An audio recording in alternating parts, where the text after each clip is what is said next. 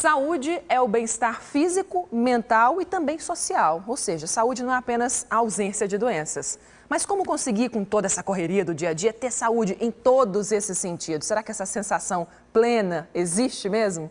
Vamos saber, para falar sobre essa saúde, principalmente sobre a saúde do coração, já conversar aqui no estúdio com o médico, cardiologista, nutrólogo, pesquisador, Laí Ribeiro, está aqui em João Pessoa para promover uma capacitação com médicos da capital. Muito bom dia, doutor. Bom dia, Patrícia. Patrícia. Bem-vindo aqui ao Bom Dia Paraíba. Prazer é todo meu. E com os telespectadores. Olha, eu sei que o senhor tem duas vertentes que o senhor defende. Uma seria exatamente a modulação metabólica e a outra a nutrologia. Sim. Começando pela nutrologia, o que seria isso? O que o senhor acredita que acontece? Hipócrates, o pai da medicina moderna, 400 anos antes de Cristo, dizia que o seu alimento seja o seu remédio e que o seu remédio seja o seu alimento. E parece que ele falou isso ontem, porque em 2003 foi publicado o Genoma e mostrou-se que o ser humano tem apenas 23 mil genes. Para você ter uma ideia, o arroz que você come tem 35 mil genes. Então, quem manda na biologia não é a genética, é a epigenética.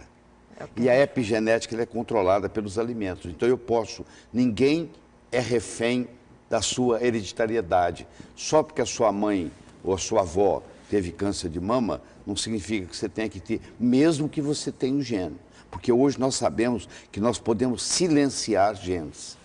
Então, a pessoa tem um gene para um câncer e, dependendo da alimentação que ela usa, no caso, por exemplo, para câncer de mama, seria ingerir crucíferas, repolho, couve-flor, nabo, etc., que tem uma substância chamada indol 3-carbinol que não deixa aquele gene progredir. Então a pessoa ou ingere esses alimentos ou faz uso de suplementação. O que a gente faz é determinante. Faz uma cápsula, é determinante. Então isso é que é importante. A mensagem que eu trago aqui é que você não é refém da sua hereditariedade. E a gente fala tanto, os médicos, a medicina de maneira geral, fala de alimentação e exercício físico. O senhor acha que a alimentação, então, é a principal? É mais importante que a atividade física, é muito mais importante. Muito mais importante. A modulação metabólica, o que seria isso exatamente? É o seguinte, você sabe que eles lotearam o corpo, né? Um ficou com o coração, o outro ficou com o estômago, que é um problema. O metabolismo, ele junta isso tudo novamente. O que está acontecendo com a medicina é que o médico cada vez sabe mais de menos, vai um dia que ele vai saber tudo de nada. Esse é que é o problema, porque a pessoa só entende daquele, o médico só entende daquele detalhezinho daquele órgão. Muito específico, e não chega um coração sozinho no consultório, não chega um fígado sozinho, chega um ser humano completo. E o metabolismo integra tudo isso. O mesmo sangue que circula no coração, circula no fígado, circula no pâncreas. Então, quando eu uno isso na forma metabólica, quando eu mostro como é que você deve trabalhar com o metabolismo, você, na realidade, mexe com o corpo todo. Olha só, doutor, o Flávio Roberto, que mora no Jardim Cidade Universitária, aqui em João Pessoa, mandou uma pergunta para a gente. Como é possível utilizar a alimentação para prevenir essas doenças? Pois é, então, infelizmente, nós temos hoje muito alimento industrializado. O alimento industrializado, ele foi feito para durar muito tempo na gôndola. Consequentemente, ele precisa de conservante. Então, uma das dicas é você usar alimento fresco o máximo possível. Porque toda vez que você pegar qualquer coisa enlatada, e você está ingerindo um veneno, isso é garantido. Eles fizeram um estudo recente em sangue de cordão umbilical de bebês que nasceram em San Diego, na Califórnia, e tinha mais de 100 substâncias que não pertencem ao corpo humano. Já no cordão umbilical de um bebê nascendo, porque a mãe ingeriu tudo isso. Então, o problema é esse. E outra coisa importante são os óleos. A sua avó cozinhava, ou cozinha ainda, com banha de porco. Imagina. Pra você ter, né? A pessoa tinha saúde. Esses óleos que nós temos no supermercado, que são óleos vegetais, eles durariam só 10 dias na gôndola. Para eles durarem mais, eles têm que fazer o que se chama, Patrícia, de hidrogenação. E essa hidrogenação faz a gordura virar trans. Perfeito. Você já ouviu falar dos efeitos deletérios do trans. Então, todo mundo leva para casa veneno. Doutor, fomos recebendo perguntas aqui ao longo do intervalo. Olha só, a Rosália Ferreira, que é do bairro Costa e Silva, ela quer saber, a pressão baixa é tão perigosa quanto a alta? Não necessariamente. A pressão baixa é muito simples. Você deita, levanta as pernas, você melhora a pressão na hora. Então, se você sentir uma crise de pressão baixa e está determinado que é pressão baixa, o que precisa é de mais sangue no cérebro. O risco da pressão baixa é você desmaiar, porque o cérebro, quando falta oxigênio, por um mecanismo de defesa, ele desliga para a pessoa cair da vertical para a horizontal para restabelecer o fluxo. Olha só. A Elba do Alto do Mateus, meu sobrinho tem 17 anos, descobriu que tem um fechamento do PCA aberto. Ela quer saber como é que é feito esse tipo de cirurgia, o que seria isso? É uma cirurgia muito simples, isso é um defeito congênito, onde há uma persistência do canal arterial, por isso chama PCA, onde que deveria de fechar com o nascimento, na hora que a criança respira, não fechou, é uma ligação. O médico vai lá simplesmente, o cirurgião vai lá, né? É muito simples, sem nenhum problema. Na Elba não precisa se preocupar. João Andrade, do José Américo, quais são os sintomas do infarto e da pericardite? A pericardite é uma inflamação do pericárdio, que é uma membrana que envolve o coração. É uma dor constante, acompanhada de febre, etc. O infarto já é uma dor muito mais intensa. A sensação que o paciente tem é que tem um elefante pisando no peito dele. Nossa. E sudorese, suor frio, etc. E aí é uma urgência muito grande, porque a maioria das mortes ocorre na primeira hora do infarto. Nossa. Esse aqui é o grande problema. É comum confundir esses sintomas com outros? De uma doença? Até presidentes dos Estados Unidos já confundiram com... Por exemplo, tem um tipo de infarto, que é na parte inferior do coração, que confunde com gastrite. Pois é, porque dói na hora, no mesmo local do estômago. Às vezes isso acontece, mas não é... É bom ficar atento, né? Um cardiologista determina na hora que não é. Tem que saber. A Andréia Carla, dos bancários, a pressão alta é comum no começo da gravidez? Não, comum não é não. Se você está tendo pressão alta durante a gravidez, você procura a sua ginecologista obstetra, porque isso pode evoluir para uma coisa chamada pré-eclâmpsia. Então, na hora de se tratar é agora, não é depois que chegou na eclâmpsia. Bom ficar atento. A Jerusa de Campina Grande, carne de porco é bom ou é ruim? É bom, carne de porco é bom. É mesmo, doutor? É bom, sim. Muito bom. Melhor, a banha de porco é 1000 vezes melhor do que esses óleos todos que a gente compra no supermercado. As doenças do coração não existiam. O primeiro infarto foi descrito em 1927 nos Estados Unidos, primeira vez. Antes, em 1911, introduziram esses óleos. Quando se cozinhava com banha de porco, isso não tinha problema. Você vai ver um dia, você vai falar bem que o doutor Lair falou, vai estar aparecendo no Fantástico que volta a se cozinhar com óleo com uma banha de porco. Muito mais saudável na época.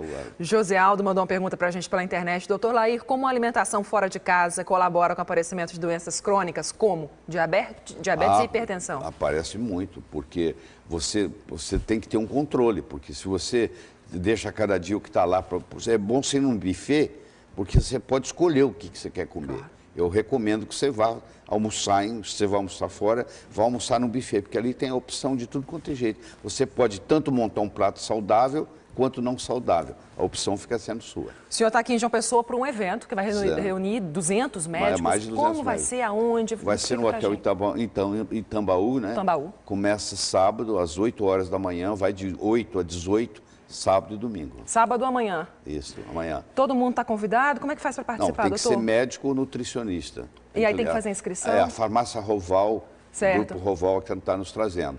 É só ligar para lá e fazer a inscrição. Doutor, é como convidado, não tem custo. Não tem, é gratuito. Doutor, muito obrigada pela sua presença aqui no Bom Dia Paraíba. Volte mais. A João Pessoa está sempre convidado aqui para passar com a gente. Muito obrigado. Bom dia, bom trabalho por aqui também. Obrigado. E falando em viver bem, alimentação saudável, os exercícios precisam fazer parte do nosso dia a dia, né? Para falar sobre isso, nós recebemos aqui no estúdio do Paraná TV o médico cardiologista nutrólogo Lair Ribeiro. Ele é autor de 38 livros, morou nos Estados Unidos, onde trabalhou em 3 universidades e também em 2 grandes indústrias farmacêuticas. Boa tarde, seja muito bem-vindo. Boa tarde, o prazer é muito grande estar aqui com você e com seus telespectadores. Vamos começar então, porque o senhor defende que a saúde pode vir da alimentação. É o principal base de tudo que o senhor fala. Então vamos começar com a alimentação? Você tem que usar o alimento como se ele fosse remédio. Exatamente. Então vamos lá. Eu separei 2 alimentos que o senhor defende como sendo os melhores. Por que o ovo e o azeite de oliva? O ovo, tudo que a vida precisa está no ovo. Dali vai sair um pintinho. É bem embalado, é barato, não faz mal. Há 20 anos atrás eu já dizia, se você provar para mim, trouxer um trabalho científico mostrando que o ovo faz mal, eu rasgo meu diploma de médico. E os trabalhos mais recentes vêm confirmando cada vez mais que o ovo é um excelente alimento. Agora, como aquela história do colesterol do ovo? O colesterol do ovo tem 315 miligramas, mas só 10% é absorvido. Agora, se você oxida o colesterol do ovo, é complicado. O ideal é comer o ovo cozido. Não fritar. Não fritar. Porque se você fritar, já complica. Claro, uma vez ou outra você pode comer um ovo frito, mas não igual a gente faz. Por exemplo, eu ingiro 5, 6 ovos por dia, todos os dias. Aí não daria, né? Para fritar todo dia, Exatamente. essa quantidade. E o azeite de oliva? O azeite de oliva ele tem que ser de preferência em vidro e não em lata, porque às vezes libera metal pesado. Ele tem que ser de preferência em vidro escuro, porque óleo e luz são inimigos, não combinam. Então, numa gôndola de supermercado, uma luz batendo ali o tempo todo, oxida. Então, esse é o grande problema. E se precisar esquentar, pode ser o azeite de oliva? Você pode até cozinhar com ele. Você não pode fritar nem assar. Aí, muito bem. Certo? E agora os piores, porque o glúten e o açúcar, começando pelo glúten aí, tanta gente falando do glúten. O trigo que você tem hoje não é o trigo da época de Jesus. O pão que você come hoje não é o pão que Jesus comia. Nos últimos 50 anos, a concentração de glúten no trigo aumentou 400%. Toda melhora que se faz na produtividade do trigo é um aumento de glúten. E o organismo não está preparado para isso, infelizmente. E não é só a doença celíaca, que é rara. Eu estou falando da hipersensibilidade ao glúten, que vai destruindo a pessoa por dentro aos pouquinhos. Ela pode ter um infarto, ela pode ter um derrame, ela pode ter um tremor, vai depender do órgão mais fraco. Mas isso são anos, água mole em pedra dura, tanto bate até que fura. Então seria bom todo mundo cortar. É sim. E o açúcar? O açúcar a gente sabe que é vilão, né? Então, o açúcar, na época antiga, ele era chamado de ouro branco, pelo valor raro dele. Com o advento da escravidão, infelizmente, o açúcar ficou mais popular. E o açúcar vicia muito, ele é viciante. A pessoa não se dá conta de que ela é viciada em açúcar. Cortar açúcar de um paciente é muito complicado, porque ele sente muita falta, mas faz muito mal. E tanto é que a diabetes é uma das doenças, se não a que mais cresce no mundo.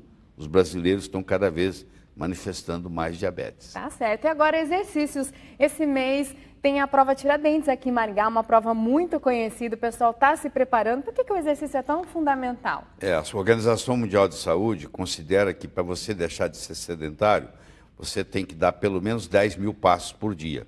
Hoje tem um aparelhinho chamado pedômetro, que você levanta, coloca na cintura e mede. Se você deu menos de 10 mil passos por dia, você é sedentário.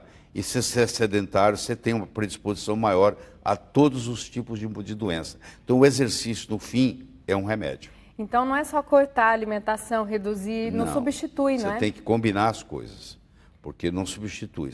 Claro que, se você tem uma alimentação adequada, mesmo não fazendo exercício, você vai se beneficiar, mas não na mesma proporção do que você tendo a alimentação adequada e fazendo atividade física. Porque o corpo libera ali, né? O corpo libera endorfinas e mesmo que, vamos supor que você faça meia hora de exercício, vai levar mais ou menos umas 6 a 8 horas, onde o seu metabolismo vai estar aumentado, graças àqueles 30 minutos. Aí, muito obrigada pela entrevista. Só um agradeço. pouquinho, tem muita coisa, né? O Léo Ribeiro ministra a palestra hoje, o Poder do Conhecimento, às 8 horas da noite, na Uningá. Essa palestra é aberta, é de graça. Muito obrigada. Eu que agradeço.